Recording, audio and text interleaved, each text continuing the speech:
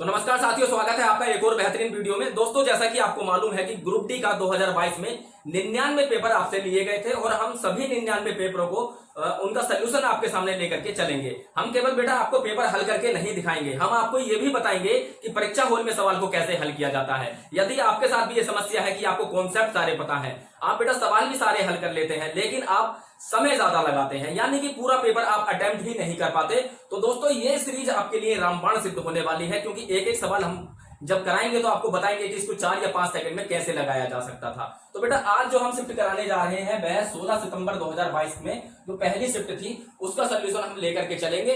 तो बेटा ज्यादा देर नहीं करेंगे, आप सीधा उस पर चलेंगे, लेकिन आपको एक प्रॉमिस करना होगा, एक वादा करना होगा। यदि इस वीडियो से आप कुछ सीखते हैं और आपको पता लगता है कि हाँ वास्तव में ऐसे परीक्षा हॉल में पेपर करते हैं, तो बेटा चैनल को आप लास्ट में सब्सक्राइब जरूर कर देना, ठीक है। तो चलिए बेटा ज्यादा देर नहीं करते हैं, अब सीधे सवाल की ओर बढ़ते हैं। पहला सवाल आपको आपकी स्क्रीन पर दिखाई दे रहा होगा कि 6 व्यक्तियों का औसत भार 2 किलोग्राम बढ़ जाता है यदि उनमें से एक जिसका भार 72 किलोग्राम है को एक नए व्यक्ति से बदल दिया जाता है, तो नए व्यक्ति का भार बताइए। बेटा इसका उत्तर हो जाएगा 72 और 12 84 किलोग्राम। कैसे होगा? देखिए बेटा, जब भी एक व्यक्ति के बदले में दूसरा व्यक्ति आता है, यानी कि व्यक्ति की अदला बदली होती है, तो बेटा जितना वजन वह लेकर के गया था उतना वजन तो लेकर ही आया होगा। यानी कि 72 किलोग्राम का गया था तो 72 किलोग्राम का आया भी होगा वह व्यक्ति। अब बेटा इसमें वृद्धि हो रही है तो हम प्लस करेंगे। कितने की वृद्धि हो रही है? 2 किलोग्राम की। लेकिन कद्दू घटेगा तो सब में बटेगा, ठीक है। कितने व्यक्ति हैं बेटा? 6। तो 6 दूनी 12 और 72 कितना हो जाएगा? 84 केजी। ये बेटा 5 से 6 सेकंड का सवाल था जो कि आपने इसको लगा लिया होगा। अगले सवाल की ओर बढ़ते हैं। अगला सवाल आपको आपकी स्क्रीन पर दिखाई दे रहा होगा। एक विक्रेता 7 रुपए में 10 कलम बेचता है, वह 40% का लाभ कमाता है, एक कलम का क्रय मूल्य बताइए। देखिए बेटा, क्रय मूल्य हमेशा 100% मानना है। 100% मानने से यह होगा कि 40% का लाभ कमा रहा है, तो इसका मतलब उसने वस्तु 140% में बेची है। अब इसका मान आपको पता है, क्या पता है कि 7 रुपए में 10 बेचे हैं। बेटा रुपया हमेशा ऊपर लिखेंगे, वस्तु हमेशा नीचे लिखेंगे, ठीक है। ये हो गया 140 का मान। आपको बताना है बेटा इसका क्रय मूल्य, यानी कि 100% का मान आपको बताना है कि एक कलम कितने रुपए में खरीदा था। देखिए बेटा, जिसका पता होता है ना वो तो आ जाता है बटे में, यानी 140 पता था मान, तो 140 बटे में आ जाएगा। और जिसका निकालना होता है, मतलब 100 का हम निकालेंगे, ये ऊपर गुणा में आ जाएगा, ठीक है। अब देखेंगे बेटा, एक जीरो से एक जीरो कट, ये दोनों जीरो कट जाएंगे। अब 7 से 14 को काटेंगे तो ये आ जाएगा 1/2, यानी कि ऊपर रुपया है और नीचे कलम है। 2 कलम खरीदे हैं 1 रुपए में, तो आपसे पूछा है बेटा 1 कलम कितने में खरीदा होगा। भाई 2 कलम जब 1 रुपए में खरीदे हैं तो 1 कलम कितने में खरीदा होगा? आप बताएंगे 0.5 रुपया, यानी 50 पैसे, 98 में खरीदा होगा। ऑप्शन नंबर सी इसका सही हो जाएगा। आगे बढ़ेंगे। अगला सवाल बेटा आपको दिखाई दे रहा होगा, इसमें लिखा हुआ है 2 संख्याओं का महत्तम समापवर्तक और लघुत्तम समापवर्तक क्रमशः 44 और 264 है। यदि एक संख्या दूसरी संख्या का 3/2 गुना है तो छोटी संख्या बताइए। देखिए बेटा, एक संख्या दूसरी संख्या का 3/2 है, तो हम नीचे वाली संख्या को छोटी संख्या मान लेते हैं, यानी कि 2 हो जाएगी छोटी संख्या और बड़ी संख्या हो जाएगी 3, ठीक है। ये आपने कर लेंगे। लेकिन बेटा इसमें दिया हुआ है कि पहली लघुत्तम समापवर्तक कितना है?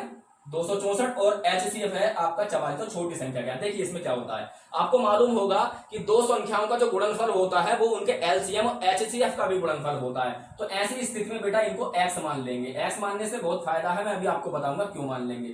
तो ये जो संख्या है इनका जो गुणनफल होगा वो बराबर होगा 44 गुणा 264 के, इसके बराबर होगा, ठीक है। अब बेटा इसको काट लेंगे हम, ये कटेगा 22 बार और 3 से इसको काटेंगे, ये कितना? 3 अट्ठे 24 और 3 अट्ठे 24, यानी कि 22 गुणा 88। एक्स स्क्वायर का मान आया है बेटा, एक्स और एक्स करेंगे। अगर हम एक्स नहीं मानते, केवल 2 और 3 मान लेते ना, तो हमारी संख्या ये हो जाती 82 गुणा 88, है ना। 22 गुणा 88 हमारी संख्या हो जाती। लेकिन हमें एक्स मानने से क्या पता चला कि हमें स्क्वायर लेना पड़ेगा। अब देखिए इसको कैसे हल करेंगे बेटा, ये स्क्वायर उधर जाएगा ना, तो उधर जाके ये रूट चढ़ जाएगा, ये हो जाएगा 22। और ये इसको हम क्या लिख सकते हैं? गुणा मत करना, गुणा करने से बेटा आप गलती कर जाएंगे, गुणा मत करना। फिर ऐसे लिख सकते हैं हम 22 चौक 88 होता है, इस प्रकार से। तो हमें पता है 22 गुणा 22, यानी कि यहाँ से एक 22 बाहर आ जाएगा। और 4 किसका दोस्तों वो होता है? वर्ग, आप कहेंगे 2 का। तो x बराबर कितना हो गया बेटा? x बराबर हो गया आपका 44। तो आपसे पूछा क्या है? आपसे पूछा है छोटी संख्या बताइए, और छोटी संख्या आपने क्या मानी थी? 2x। तो इसकी भी बेटा 2 से गुणा कर देंगे तो 88 छोटी संख्या हो जाएगी, जो कि ऑप्शन नंबर आपका ए दिखाई दे रहा होगा। उम्मीद करते हैं बेटा ये सवाल आपको समझ में आ रहे होंगे। यदि आपकी कैलकुलेशन फास्ट है तो ऐसे यदि आप यहाँ पे गुणा करने के लिए बैठ जाते तो आप ज्यादा समय ले जाते, क्योंकि बेटा निकालना ओवरऑल आपको क्या था? वर्गमूल ही था। तो इसलिए कभी कभी सवाल के हिसाब से भी चलना पड़ता है। यदि एक त्रिभुज की 3 भुजाओं का अनुपात 7:5:4, मतलब ये 3 भुजाएं हैं, ठीक है, और इनका परिमाप 48 मीटर है। हमें पता है बेटा कि तीनों भुजाओं का योग ही परिमाप होता है। हम इन्हें जोड़ेंगे, 7, 5, 12, 4, 16, यानी कि 16 का मान दे रखा है हमारे पास 48। तो 16 से कितना गुना पे है, आप कहेंगे 3 गुना पे। तो जो भुजा है बेटा ये भी 3 गुना पे हो जाएगी, 7 तिया 21, और ये वाली भुजा भी 3 गुना पे हो जाएगी, 5 तिया 15, और ये वाली भुजा भी 3 गुना पे हो जाएगी, 4 तिया 12। अब बेटा क्षेत्रफल निकालना है। क्षेत्रफल निकालने के लिए अगर ये बेटा बैठ रहा होता समकोण त्रिभुज तो हमें आराम से कर सकते थे, लेकिन हम देखेंगे यहाँ पर कोई ट्रिपलेट नहीं बैठ रहा है। इसका मतलब इसका हीरोज फॉर्मूले से हम निकालेंगे।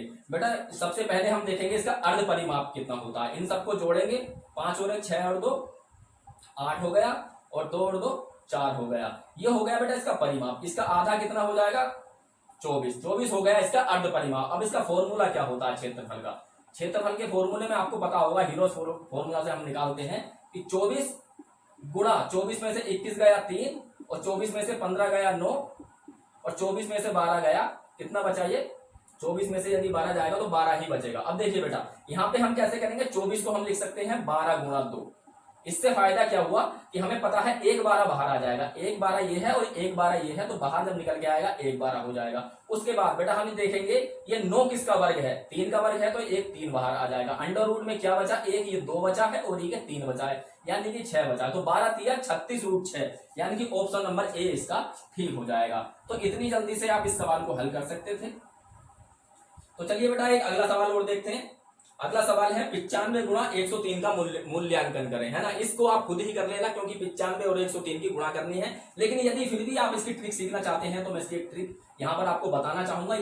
हम ये देखेंगे 100 के आसपास जो संख्याएं होती हैं उनकी गुणा कैसे करते हैं। ये 100 से कितना कम है, तो आप कहोगे ये 100 से कम है 5, और आप कहोगे ये 100 से कितना ज्यादा है, तो आप कहोगे ये 3 ज्यादा है। अब हमें क्या करना है, देखिए तिरछा देखना है, तिरछा। या तो 103 में से 5 घटाएंगे तो भी मान वही आएगा, या फिर 95 में 3 जोड़ेंगे तब भी मान वही आएगा, मतलब 98 आएगा। तो 98 आ गया, ऐसे करके 2 जीरो अपने पास से लगाएंगे, 5 तिया 15, मतलब इन दोनों की गुणा करके इसमें से घटा देंगे और आपका उत्तर आ जाएगा। 10 में से 5 गया 5, और 9 में से 1 गया 8, 7 और ये 9, 97 85। इस प्रकार से आप इसकी शॉर्ट ट्रिक भी सीख सकते हैं, जो कि ऑप्शन नंबर कितना हो जाएगा, 87 85 कहां पर है, ऑप्शन नंबर सी आपका ठीक हो जाएगा।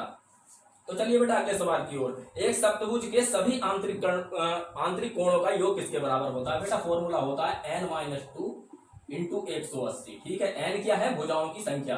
भुजाएं कितनी है यहाँ पर 7, 7 में से 2 गया, 5 बचेगा, और 5 की गुणा जब 180 में करोगे तो ये 900 आपका उत्तर आ जाएगा, जो कि ऑप्शन नंबर बी है।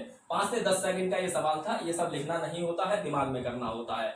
2 प्लेट प्लस 3 स्पून, यानी कि चम्मच का जो मूल्य है वो 86 रुपए है। 4 प्लेट प्लस 1 चम्मच, यानी कि 1 स्पून का जो मूल्य है वो 112 रुपए है। तो आपको 1 प्लेट और 1 चम्मच की कीमत बतानी है। देखिए बेटा, या तो हम प्लेटों को बराबर कर लें, या फिर हम स्पून यानी कि चम्मच को बराबर कर लें। तो हम इसमें 2 से गुणा करेंगे पूरी समीकरण में, और जब 2 से गुणा करेंगे तो ये 2 दूनी हो जाएगा 4, और ये 2 तिया हो जाएगा 6, और ये कितना हो जाएगा 2 छिक्का 12 और 2 अट्ठे 16, यानी कि 172। अब देखिए बेटा इसमें से इसको घटा लेंगे, सब में माइनस का निशान हो जाएगा, और 4p से 4p कट जाएगा, 6s में से 1s जाएगा, तो ये 5s हो जाएगा। 5 स्पून बराबर कितना होगा, 172 में से 12 जाएगा 60, यानी कि 5 से इसको काटोगे तो 1 स्पून का मूल्य कितना आ गया 12 रुपए। 12 पंजे 60 होता है ना, 12 रुपए। अब इस 12 का मान बेटा इस वाली समीकरण में रख दीजिए। ये क्या है 4p प्लस 12, 12 उधर जाके 112 में से घटेगा तो ये हो जाएगा बराबर में 100।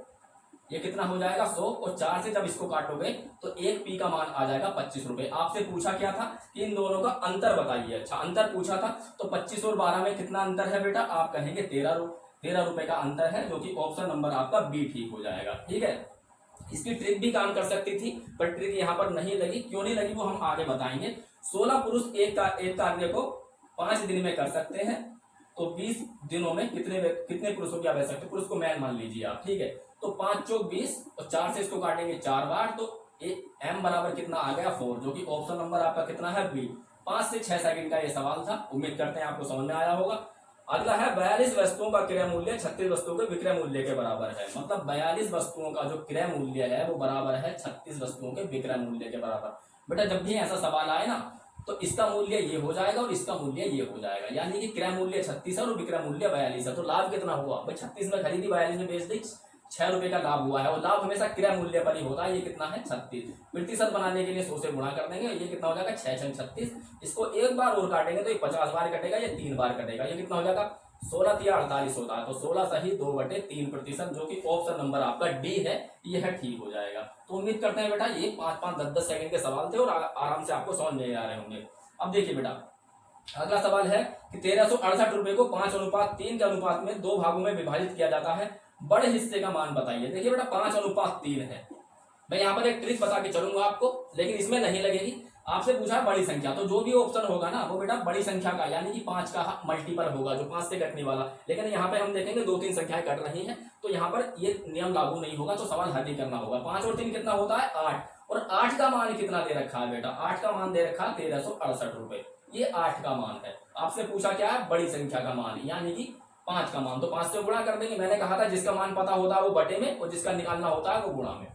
इसको काटेंगे 8 ही कम 8, 8 सत्ते 56 और 8 ही कम 8। ये कितना हो जाएगा 5 ही कम 5, 5 सत्ते 35 और ये हो जाएगा 855, जो कि ऑप्शन नंबर आपका डी दिखाई दे रहा होगा। ठीक है, तो 10-10 5-5 सेकंड के ये सवाल है। अच्छा ये एक नया कॉन्सेप्ट है, ये आपको समझना भी चाहिए कि 87 का स्क्वायर और 88 के स्क्वायर के बीच गैर वर्गीय संख्याओं की संख्या कितनी है। इसका मतलब ये है बेटा कि इसका स्क्वायर करके जो भी संख्या आ जाएगी, मान लीजिए एक्स वाई जेड कुछ संख्या आएगी, और इसका भी स्क्वायर करके कोई संख्या आ जाती है, मान लीजिए एक्स वाई वाई कोई भी संख्या आ जाएगी, तो इन संख्याओं के बीच में जो ये संख्याएं आएंगी तो उनमें हमें वो संख्याएं देखनी है जो किसी संख्या का वर्ग नहीं है। गैर वर्गीय संख्याएं कितनी होती हैं, तो इसका एक फॉर्मूला होता है, कॉन्सेप्ट होता है कि जब भी ऐसी स्थिति हमें पता करनी होती है तो जो छोटी वाली संख्या है, ध्यान रखना ये लगातार संख्याएं होनी चाहिए। जब भी क्रमागत संख्याओं के दो क्रमागत संख्याओं में हम गैर वर्गीय संख्याएं देखते हैं तो बेटा जो छोटी वाली संख्या होती है ना उसको 2 से गुणा कर देते हैं। 7 दूनी 14, 8 दूनी 16, 1 17, यानी कि 174 इसका उत्तर हो जाएगा। अब मैं इसको एक छोटे से एग्जांपल से आपको समझाना चाहूंगा। देखिए बेटा यदि मैं आपसे कहूं कि 2 का वर्ग और 3 का वर्ग यदि हम कर दें तो इनका वर्ग करने के बाद में क्या आएगा 4 और 9। तो इन दोनों के बीच में ऐसी कितनी संख्याएं हैं जो किसी संख्या का वर्ग नहीं है। हम कहेंगे एक तो 5 है, एक 6 है, एक 7 है और एक 8 है ना। 5 6 7 8 ये 4 संख्याएं ऐसी हैं जो किसी भी संख्या का वर्ग नहीं है। तो इनकी संख्या कितनी है बेटा, इनकी संख्या है 4, है ना। 4 संख्याएं ऐसी हैं। यदि हम ट्रिक से काम करें तो छोटी वाली संख्या को 2 से गुणा करनी होती है, तो 2 दूनी 4 सिद्ध हो गई। तो ऐसे ही बेटा इसको याद रखना कि जब भी क्रमागत संख्याओं में वर्गों के बीच में गैर वर्गीय संख्या पूछेगा तो छोटी वाली संख्या को 2 से गुणा कर देंगे। अगला सवाल देखिए, यदि चक्रवर्ती ब्याज वार्षिक रूप से संयोजित होता है तो 10% वार्षिक दर से 12,500 रुपए की राशि पर कुल देय राशि कितनी है, यानी कि मिश्र धन कितना है। देखिए बेटा एक चीज हमेशा याद रखना, जब भी आप किसी प्रतियोगी परीक्षा की तैयारी करते हैं तो चक्रवर्ती ब्याज में 5%, 10%, 15% और 20% की जो दरें होती हैं उनका 1 वर्ष का तो छोड़िए 2 वर्ष का 3 वर्ष का ब्याज आपको मालूम होना चाहिए। जैसे कि इसमें दर 10% है तो 2 वर्ष का जो ब्याज होगा ना वो होगा बेटा इसका 21%। आप कहोगे कैसे, ये सक्सेस से आता है। सक्सेस फॉर्मूला लगाते हैं 10 + 10 प्लस में 10 गुणा 10, 10 गुणा 10 और बटे में 100, ये सक्सेसिव का फॉर्मूला होता है। तो 10 और 10 कितना हो जाएगा 20, और 0 से ये दोनों 0 कट जाएंगे तो 1 बचेगा, ये कितना हो जाएगा 21, है ना। तो इस प्रकार से आपको याद होना चाहिए 5% का, 15% का, 20% का। तो इसमें क्या होगा, आप डायरेक्ट बेटा क्या करेंगे 100 मतलब 12,500 का 21%, मतलब इतना ब्याज आप निकाल सकते हैं, है ना। तो 2 0 से 2 0 कट जाएंगे। अब इसको कैसे गुणा करेंगे, गुणा करने की भी ट्रिक मैं आपको बताऊंगा कि देखिए 21 है, 21 को आप 20 + 1 भी लिख सकते हैं यदि 21 का पहाड़ा याद नहीं है तो इसे ऐसे भी लिख सकते हैं। तो 125 दूनी कितना हो गया 250 प्लस 125 और इसमें जोड़ दीजिए, बस यही आपका बेटा गुणा हो जाएगी 6 और 2 2625 बेटा इसकी गुणा हो जाएगी। अब आपको क्या काम करना है, अब ये बेटा इसका ब्याज है, ये इसका ब्याज है, लेकिन आपको मिश्रधन बताना था। तो मूलधन कितना है 12,500 और ब्याज कितना आया है आपका 2625, ठीक है। तो 5 2 6 5 11 2 2 4 और 1 5, ये हो जाएगा 15,125, जो कि ऑप्शन नंबर बी आपका ठीक हो रहा है। तो इसलिए बेटा ये याद रखना छोटी छोटी चीजें कि 10% कितना होता है, 20% की दर क्या होती है ना। अब देखिए 12 ये है रूट में 1296, आपको पता होना चाहिए 1296 बेटा 36 का वर्ग होता है, बटे में क्या है 121 रूट में, तो 121 क्या है 11 का वर्ग होता है, फिर गुणा में क्या है 15 बटे 216 की पावर 1/3 और 1/3 का पावर ये है बेटा क्यूब रूट है। तो 216 किसका क्यूब रूट होता है? आप कहेंगे 6 का होता है। ऊपर 11 है और बटे में बेटा क्या है? ये रूट 225, यानी कि ये भी 15। 15 से 15 काटेंगे, 11 से 11 काटेंगे, 6 से 36 कटेगा 6 बार। तो उसका उत्तर आ जाएगा बेटा ऑप्शन नंबर 3 यानी कि 6। ठीक है, अगला सवाल करते हैं। एक व्यक्ति का वेतन 2 लाख रुपए है, यदि वह 88,000 रुपए बचाता है तो वह कितने प्रतिशत बचाता है? यानी कि 88,000 कितना प्रतिशत है 2 लाख रुपए का। तो जब भी ऐसी स्थिति बने ना तो हमेशा अनुपात ले लीजिए, जितना कर सके उतना काट लीजिए। 3 जीरो से 3 जीरो काटेंगे तो 88 बचेगा और यहाँ भी 3 जीरो कट जाएंगे तो ये 200 बचेगा। अब इसको प्रतिशत में बदल दीजिए। कट तो ये अब भी सकता था पर अब जरूरत ज्यादा है नहीं। तो 100 से 200 को काटेंगे 2 बार और 2 से 88 को काट देंगे 44 बार, जो कि ऑप्शन नंबर ए आपका ठीक हो जाएगा। ठीक है, तो ये 10-10, 5-5 के सेकंड के सवाल है, इसमें ज्यादा समय बिल्कुल भी नहीं देना है। अब ये देखिए बेटा द्विघात समीकरण का सवाल है कि अल्फा बीटा द्विघात समीकरण x² माइनस 11x यानी कि x² माइनस 11x प्लस 18 के 2 मूल हैं। तो आपको बताना है क्या है? Alpha square plus beta square, इसका मान आपको बताना है। देखिए यहां से आप कई तरीकों से इस सवाल को हल कर सकते हैं। या तो आप a प्लस बी का होल स्क्वायर का फॉर्मूला भी लगा सकते हैं, या फिर यहां से आप इनका योग का फॉर्मूला, गुणा का फॉर्मूला लगा करके कर सकते हैं। लेकिन याद रखना बेटा, यदि सिंपल संख्याएं हैं जो आपको देखने से ही पता चल रहा है तो उसमें हम ज्यादा मेहनत नहीं करेंगे। हम केवल ये देखेंगे कि हमें ऐसी 2 संख्याएं देखनी है जिनकी गुणा करने पर यानी कि अल्फा गुणा बीटा बराबर 18 आ जाए, और बेटा जोड़ने पर क्या आ जाए? यानी कि अल्फा प्लस बीटा बराबर कितना आ जाए? माइनस का 11 आ जाए। तो आप कहेंगे 9 दूनी 18, 9 दूनी 18 है ना। लेकिन ये इनको जोड़ेंगे तो माइनस का 11 नहीं आएगा। माइनस का 11 कब आएगा? जब दोनों के आगे माइनस लगा देंगे। अब बेटा इन दोनों की गुणा करेंगे तो 18 हो जाएगा और इन दोनों को जोड़ेंगे तो माइनस का 11 हो जाएगा। फाइनल रूप देने के लिए क्या करेंगे? अब इनको चिन्ह हम बदल देते हैं, यानी कि एक संख्या 9 है और दूसरी संख्या 2 है। आपसे पूछा क्या है कि इसका भी वर्ग और इसका भी वर्ग। तो 9 का वर्ग कितना हो जाएगा? 81 और 2 का वर्ग कितना हो जाएगा? 4, यानी कि 85 इस सवाल का सही उत्तर हो जाएगा। ठीक है, इसके और भी तरीके हो सकते थे लेकिन ये थोड़ा अच्छा है। अब देखिए बेटा एक और सवाल आपके सामने है। ये सवाल है बेटा त्रिकोणमिति का। इसमें आप देखेंगे कि हमें ऑप्शन जब देखते हैं तो पता चलता है कि ऑप्शन जो है, उत्तर जो है वह थीटा पर डिपेंड ही नहीं करता है। और जब डिपेंड नहीं करता तो हम थीटा को अपनी मर्जी से कुछ भी मान सकते हैं। तो सबसे आसान वैल्यू होती है 45 डिग्री। तो हम यहाँ पर 45 डिग्री मान लेते हैं। सेक स्क्वायर थीटा मतलब सेक 45 का मान होता है बेटा √2 और √2 का स्क्वायर। ठीक है, आगे लिखा हुआ है बेटा कोसेक स्क्वायर थीटा, और कोसेक थीटा का मान भी क्या होता है? कोसेक 45 का मान भी क्या होता है? √2 और इसका स्क्वायर, माइनस में क्या है 1, फिर माइनस में है बेटा 1 प्लस का टेन थीटा। तो टेन 45 भी 1 ही होता है। माइनस का क्या है? कोट थीटा स्क्वायर, तो यानी कि कोट 45 भी 1 ही होता है। अब देखेंगे बेटा ये यहां से क्या हो जाएगा? 2 प्लस में 2 में से 1 गया 1, माइनस में 1 और 1 2, और ये माइनस में क्या है 1। देखिए बेटा माइनस से माइनस कट गया, 2 से 2 कट गया, क्या बचा 0, और जो 0 ही इस सवाल का सही उत्तर हो जाएगा। मुश्किल से 5 से 10 सेकंड का ये सवाल था। उम्मीद करते हैं आपको पसंद आया होगा। अब देखिए बेटा अगला सवाल चक्रवर्ती ब्याज का फिर आ गया है। इसमें लिखा हुआ है कि नरेश ने वार्षिक चक्रवर्ती ब्याज की दर 10% दर पर 10,000 रुपए निवेश की। 2 वर्ष बाद नरेश को कुल राशि, मतलब वही बेटा मैंने आपको बताया था कि 10% यदि 2 वर्ष का ब्याज है तो 21% ही हो जाएगा। तो इसको आप भले ही मुंह जबानी कर सकते थे, ये आपका 2100 हो जाएगा। 2100 रुपए ब्याज है और 10,000 रुपए आपका मूलधन था। तो मिश्रधन कितना हो जाएगा बेटा? मूलधन हो जाएगा 12,100 रुपए, जो कि ऑप्शन नंबर आपका डी दिखाई दे रहा होगा। यानी जब इसमें 10,000 जोड़ेंगे तो 12,100 रुपए हो जाएगा। अब देखिए अगला सवाल है यदि 2 संख्याओं के लघुत्तम समावर्तक और महत्तम समावर्तक का योग 150 है, यदि मतलब HCF प्लस LCM इनका योग कितना है? 1050 है। यदि उनका महत्तम समावर्तक उनके लघुत्तम समावर्त्य से 630 कम है, मतलब यदि ये x प्लस 630 है तो ये केवल x ही है ना। और इनका जो योग है ये कितना दे रखा है? 1050। इस प्रकार से हम इस सवाल को हल कर सकते हैं। ये कितना हो जाएगा? 2x, और ये उधर जाके जब घटेगा 630 इसमें से तो ये कितना हो जाएगा बेटा? 0 2 और ये 420, और जब इसको काटेंगे 2 से तो x बराबर कितना आ गया आपका? 210। तो x क्या है? x था बेटा आपका HCF, और LCM कितना है भाई? 210 में आप 630 और जोड़ दीजिए, है ना, तो कितना हो जाएगा? ये 840। ये हो जाएगा हमारे पास 840। ठीक है, अब आपसे पूछा क्या है ये देखते हैं। उन दोनों संख्याओं का गुणनफल कितना है? अब बेटा आपको कुछ नहीं करना, आपको केवल 210 मतलब जो कि आपका HCF है गुणा 884 जो कि आपका एलसीएम है, इनका गुणनफल आपको देखना होगा। इकाई का अंक मैच कर लेते हैं, 2 जीरो तो ये लास्ट में आएंगे ही आएंगे, 4 एकम 4, ठीक है, जो कि ऑप्शन नंबर आपका बी दिखाई दे रहा होगा। कितना है? 176400। कभी भी बेटा इतनी लंबी गुणा आए ना तो आप खुद भी ये सोचिएगा कि हाँ जरूर एग्जामिनर ने कुछ ना कुछ लॉजिक जरूर दिया होगा। जैसे कि इसमें आप देखेंगे कि 2 जीरो तो लास्ट में आने ही आने हैं और इकाई का अंक क्या आएगा? 4 एकम 4, यानी कि जिसका इकाई का अंक 2 जीरो के बाद में 4 है वही सही उत्तर होगा। ऑप्शन नंबर बी इसका ठीक हो जाएगा। ठीक है, आगे बढ़ते हैं। अगला सवाल है, ए की आयु बी की आयु का 7 गुना है, यानी कि ये यदि 7 है तो बी की आयु कितनी है? 1, तभी तो 7 गुना होगी।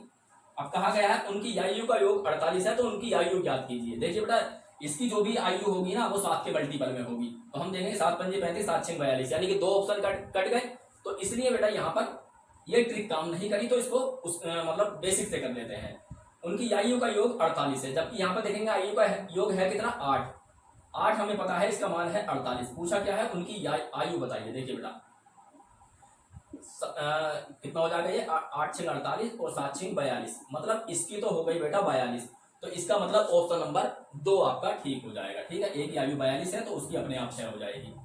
अगला सवाल देखते हैं। देखिए बेटा 5 की पावर n+2 है और बराबर में है 3 1 2 5, तो यहाँ पर आपको n का मान बताना है। वैसे मैं आपको बता दूं ये 5 की पावर 25, 5 की पावर 5 है, क्योंकि 5 पंजे 25 और 25 पंजे 125, 25 पंजे 125 पंजे 625 और उसके भी पंजे करेंगे तो आप 3125 हो जाएगा। तो हम इसको क्या लिख सकते हैं? 5 की पावर 5। जब आधार बराबर हो जाते हैं तो पावर भी बराबर हो जाती है, यानी कि n+2 का मान 5 है तो n का मान कितना हो जाएगा? 3, जो कि ऑप्शन नंबर बी आपका ठीक है। ये बेटा घातांक एवं करने का सवाल था और ये कॉन्सेप्ट आपको आते ही होंगे। देखिए बेटा इन संख्याओं का औसत निकालना है। औसत की कई अलग ट्रिक होती है, लेकिन संख्याएं आसान है तो हम इसको कर सकते हैं। संख्याएं कितनी है? 1 2 3 4 5 6, 6 संख्याएं हैं, है ना। इनका योग हम कर लेंगे। देखिए बेटा 2 को अलग अलग जोड़ दीजिए।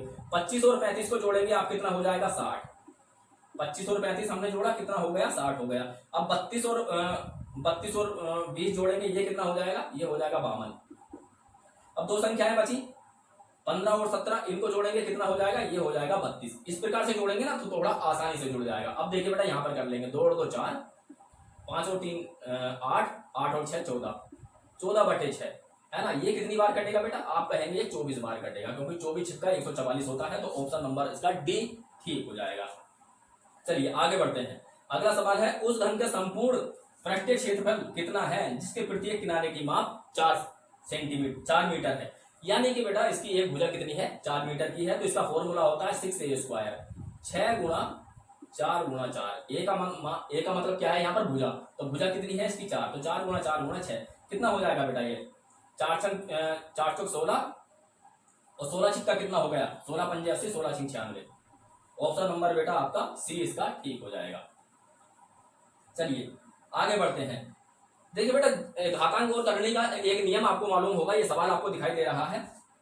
वो नियम ये कहता है कि यदि पावर माइनस में है तो संख्या को पलट दोगे तो प्लस में हो जाएगी। जैसे कि ये माइनस में है बेटा 5, 3 - 5, इसको यदि हम पावर मतलब संख्या को पलट दें 1/3 कर दें तो ये पावर प्लस में हो जाएगी। ऊपर पावर लगाएं या नीचे लगाएं बात है, क्योंकि 1 की पावर कितनी भी कर दो वो 1 ही रहता है ना। तो ये इसका नियम कहता है। तो अब इसी आधार पर हम पूरा सवाल कर लेंगे। 1/3 की पावर 5 गुणा 1/4 की पावर 5 और गुणा 1/5 की पावर 5। ठीक है, ये इतना हो गया। सबकी पावर प्लस में हो गई, क्योंकि उत्तर भी बेटा इसी रूप में दे रखा है। तो 4 पंजे 20 दिया 60, 1/60 की पावर 5 इसका सही उत्तर हो जाएगा, जो कि ऑप्शन नंबर सी आपका ठीक है। ठीक है, आगे बढ़ते हैं। एक और सवाल देखेंगे। एक गोताखोर, देखिए बेटा जब भी बोर्ड और स्ट्रीम का सवाल आपके सामने होगा तो सबसे पहले हमें 4 चीजों पर ध्यान देना होता है। बोर्ड की स्पीड और वाटर की स्पीड और उसके बाद में बेटा डाउन स्पीड और उसके बाद में अप स्पीड। ये आपको दिखाना ही मतलब लेना ही लेना है कोई भी सवाल यदि आप नाव धारा का करते हैं। अब देखिए एक गोताखोर स्थिर जल में 3 किलोमीटर पर घंटे से तैरता है, मतलब हम गोताखोर को बोट मान लें तो इसकी चाल दे रखी है बेटा कितनी है? 3 किलोमीटर पर घंटा। और ये एग्जैक्ट है, ये वास्तविक चाल है, अनुपातिक चाल नहीं है, वास्तविक चाल है। इसमें क्या कहा है? और वह पृथ्वी प्रवाह 50 किलोमीटर जाने की तुलना में अनुप्रवाह 50 किलोमीटर जाने में दुगना समय लेता है। देखो बेटा समय जो होता है ना वो चाल का उल्टा होता है। यदि समान दूरी तय कर रहा है तो समय चाल का दुगना हो जाएगा। तो यहां पर लग रहा है उसको 2 समय और यहां पर लग रहा है उसको 1 समय। तो समय का अनुपात चाल के अनुपात का उल्टा होता है। तो ये कितना हो जाएगा 2 और ये कितना हो जाएगा 1। ये इसकी स्पीड का अनुपात है और वो उसके समय का अनुपात है। समय का अनुपात चाल के अनुपात का उल्टा होता है। अब बेटा जब हम निकालते हैं बोट की यानी कि नाव की स्पीड, तो दोनों को जोड़ करके आधा कर देते हैं। तो 2 और 1 3 का आधा कितना हो गया 1.5। और जब हम निकालते हैं वाटर यानी कि धारा की चाल, तो दोनों को घटा करके आधा कर देते हैं। दोनों में से एक, 2 में से 1 गया 1 और 1 का आधा कितना हो गया 0.5। ठीक है, तो हमें इसकी चाल पता थी कितनी है 3 किलोमीटर, जबकि सवाल में कितना है 1.5, मतलब 1.5 के 2 गुना पे 3 आता है।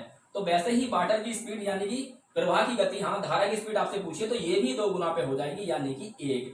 आधे का दुगुना करोगे तो 1 ही हो जाएगा, जो कि ऑप्शन नंबर बी आपका सही बैठ जाएगा। ठीक है, तो ये बेटा समझाने में थोड़ा समय लगा, वरना ये 5 से 10 सेकंड का सवाल आपके सामने था। 2 समान तिर्यक रेखाएं, 2 समानांतर रेखाएं एक तिर्यक रेखा द्वारा, मतलब ये तिर्यक रेखा है और ये 2 समांतर रेखाएं हैं, तिर्यक रेखा द्वारा प्रतिच्छेदित की जाती हैं। तो आंतरिक कोणों के 2 युग्म, मतलब 2 युग्म लेना। आंतरिक कोण क्या है बेटा, ये और ये आंतरिक कोण है। 2 युग्मों के आंतरिक समद्विभाजक आप आवश्यक रूप से क्या बनाएंगे, मतलब वर्ग बनाएंगे, आयत बनाएंगे, त्रिकोण बनाएंगे या वृत्त बनाएंगे। देखिए बेटा वृत्त तो बना ही नहीं सकते क्योंकि गोल गोल तो होएगा ही नहीं। देखिए यहां से इसका आंतरिक कोण समद्विभाजक ऐसे निकल के आएगा और यहां से हम देखेंगे इसका जो है इस प्रकार से निकल के आ जाएगा। ठीक है, ठीक वैसे ही देखेंगे तो इसका कोण समद्विभाजक यहाँ से निकल, सॉरी इसका यहां से निकल के आएगा और इसका ये यहां से निकल के आएगा। तो आप देखेंगे बेटा कि एक ही क्या बन गया, ये आवश्यक रूप से आयत ही बनेगा। तो इसलिए ऑप्शन नंबर बी इसका ठीक उत्तर हो जाएगा। तो बेटा ये कुछ सवाल थे, 25 के 25 सवाल हमने कर लिए हैं और उम्मीद करेंगे बेटा एग्जाम में आज के बाद आप इसी प्रकार से हल करेंगे सवालों को। ज्यादा समय नहीं लेंगे, जहां पर ट्रिक लग रही है वहां पर ट्रिक लगाएंगे और जहां पर बेसिक है वहां पर बेसिक लगाएंगे। लेकिन किसी भी सवाल में 1 मिनट से ज्यादा का समय नहीं लेना है। यदि आप ज्यादा समय लेते हैं ना तो आप पूरा पेपर अटेम्प्ट नहीं कर पाएंगे। 30 सेकंड 20 सेकंड, बहुत से बहुत 35-40 सेकंड में आप सवाल हल करिए और आप देखिए बेटा आप परीक्षा में समय अपना और बचा देंगे, ताकि आप 1-2 सवाल जो छोड़ के गए हैं, चाहे वह रीजनिंग का है या कोई साइंस का ऐसा सवाल है बेटा जो आपसे उस समय नहीं हो रहा था, तो उसे आपको समय मिलेगा बाद में देखने के लिए। और बहुत हद तक बेटा कुछ सवाल बाद में ठीक भी हो जाते हैं। तो चलिए बेटा मिलते हैं अगले वीडियो में, तब तक के लिए नमस्कार।